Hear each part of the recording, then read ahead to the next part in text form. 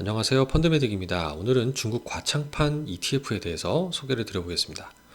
이 중국 정부가 찍어준 테마에 투자하면은 주로 큰 돈을 버는 경우들이 과거에 많았다라는 거를 싱금투에서 이런 리포트를 통해 정리를 해주신 걸 일부를 발췌해봤는데요.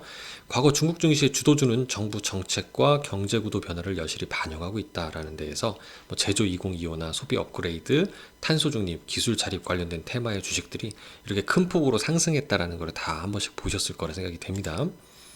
다만 이 엄청난 상승과 또 변동성을 보여주기 때문에 개별 종목보다는 ETF로 좀 분산하시는 게 안전하지 않을까라고 생각이 들어서 적합한 게 아마 과창판 ETF가 아닌가 싶어요. 중국판 나스닥, 중국의 미래라고도 불리우는 과창판 ETF는요, 국내 총 4종류가 출시가 됐는데, 미래에셋 타이거 차이나 과창판 비롯해서 삼성 차이나 과창판은 합성 복제 방식으로 출시돼서 보수가 0.09%로 저렴합니다. 반면 신한자산운용의 소울 차이나 육성산업 액티브, 킨덱스 중국 과창판 스타50은 실물을 투자하는 방식이어서 0.5 이상으로 보수가 조금 비싼 특징을 갖고 있는데요. 일단 과창판은 업종 기준으로 IT, 신소재, 전기차, 바이오텍 등 미래 혁신기업 산업의 비중이 높은 특징을 가지고 있어요.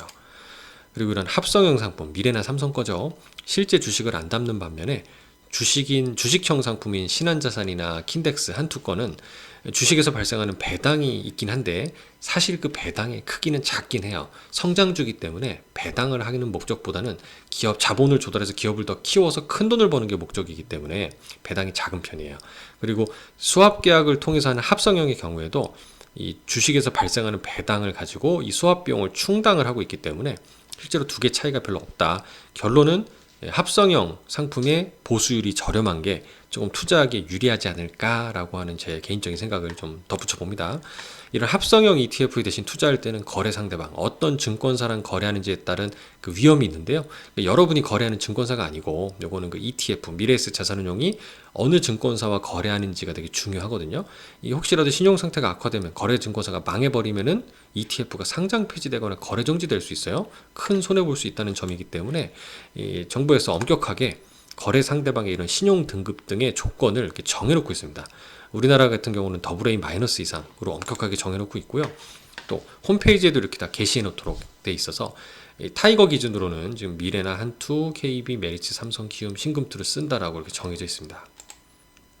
투자하고 있는 종목을 살펴보면요, 상위에 이걸 다 분석을 할 수 없으니까 1번이 세미컨덕터 매니팩처링 인터내셔널 코퍼레이션, 앞글자만 따보면 SMIC죠. 반도체 회사입니다.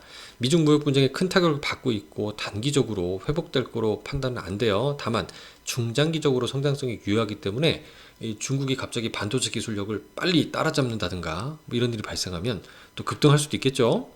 기술을 우리나라나 미국이 안 줘도 말이죠. 근데 그런 경우에 주가 오를 수 있으니까 그게 언제가 될지 모르겠지만 발을 일단 담궈 놓고 ETF로 투자해보자라고 생각을 해보는 거예요.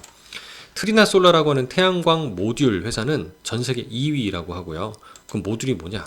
셀을 합친 게 모듈이라고 하는데요. 우리 이걸 패널이라고도 그렇게 부르더라고요. 태양광 패널이라고 얘기하는 이 얘기라고 하고, 또 이런 중국 과창판 시장은 아까도 말씀드렸지만 가격 변동 제한폭이 일반 증시 10% 대비 20%로 2배 이상 높대요. 그러니까 우리나라보다는 좀 그래도 작죠.